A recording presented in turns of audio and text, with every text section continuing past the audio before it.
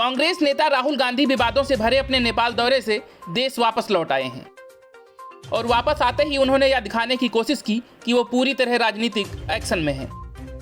भले ही अहम मौकों से पहले वो अपनी पार्टी को मझधार में छोड़कर विदेश भाग जाते हों।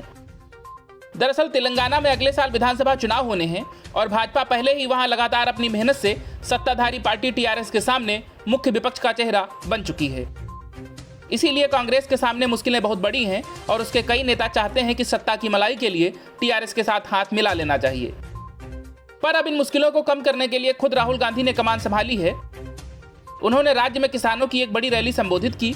रैली में राहुल गांधी ने साफ कर दिया कि चुनाव में कांग्रेस अकेले चुनाव लड़ने जा रही है और चंद्रशेखर की टीआरएस से किसी भी कीमत पर हाथ नहीं मिलाया जाएगा। इतना ही नहीं, राहुल गांधी ने कांग्रेस नेताओं को चेतावनी भी दे दी कि अगर किसी नेता ने टीआरएस के साथ हाथ मिलाने की पैरवी की तो उसे तुरंत बाहर निकाल दिया जाएगा। राहुल ने कहा कि एक बात अच्छी तरह समझ लीजिए और कांग्रेस का हर नेता, हर कार्यकर्ता इस बात को अच्छी तरह समझे, जिस व्यक्ति ने तेलंगाना के साथ धोखा किया है, जिस व्यक्ति ने तेलंगाना से चोरी की है, जिस व्यक्ति ने तेलंगाना के सपने को नष्ट किया है, उसके साथ कांग्रेस पार्टी का कोई समझौता नहीं होगा।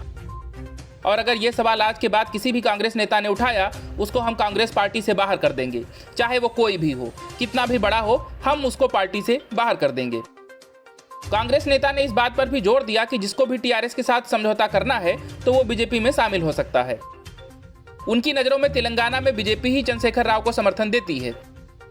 इस बारे में राहुल कहते हैं कि मैंने पहले कहा था कि जो भी व्यक्ति कहता है कि टीआरएस के साथ समझौता होना चाहिए, उसे बीजेपी में या टीआरएस में चले जाना चाहिए, क्योंकि समझौता अगर है तो बीजेपी और टीआरएस का समझौता है।